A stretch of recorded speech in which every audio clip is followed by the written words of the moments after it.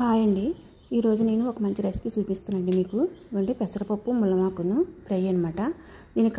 దీన్ని ఎలా చేయాలంటే పెసరపప్పుని ముందు బాగా కడిగేసి ముందు ఎసరు పెట్టుకొని ఎసరులో బియ్యం పప్పు వేయాలి. వేసాక ఇలా ఉడకబెట్టాలన్నమాట. ఏంటంటే మనం బూరెలు పప్పు ఉడకబెట్టుకుంటాం కదా, ఆ విధంగా ఉడకబెట్టుకోవాలి.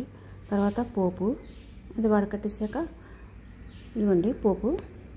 ఇలాగా పోపు వేగిన తర్వాత కొద్దిగా ఒకటి ఆనియన్ వేసాను నేను. ఒక ఆనియన్, తర్వాత వెల్లుల్లిపాయలు రెక్కలు, తర్వాత మీరు టేస్ట్ పెట్టి మీరు ఉప్పు కారం మీరు టేస్ట్ని పెట్టి మీరు వేసుకోండి. తర్వాత ముల్లమాకు ఇవన్నీ నేను కడిగేసి ఆరబెట్టాను. అదేంటంటే బాగా ఫ్రై అయిపోవాలన్నమాట, తోటకూరలాగా. మరీ ఎక్కువ ఫ్రై అవ్వకూడదు, అలాగే మళ్ళీ అందులో ఉన్న విటమిన్స్ అయిపోతాయి కదా.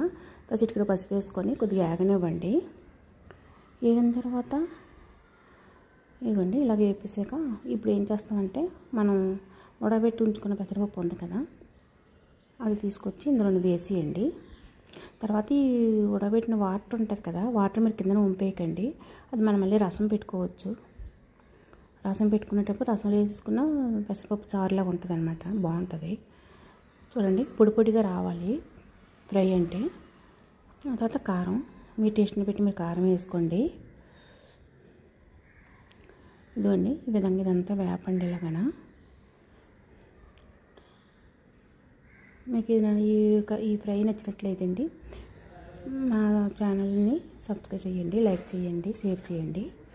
అన్నీ చూసారా ఎంత పొడి పొడిగా వచ్చిందో, కానీ చాలా బాగుంటుందండి. ఐరన్ ఉంటుంది కదా. బాయ్ అండి.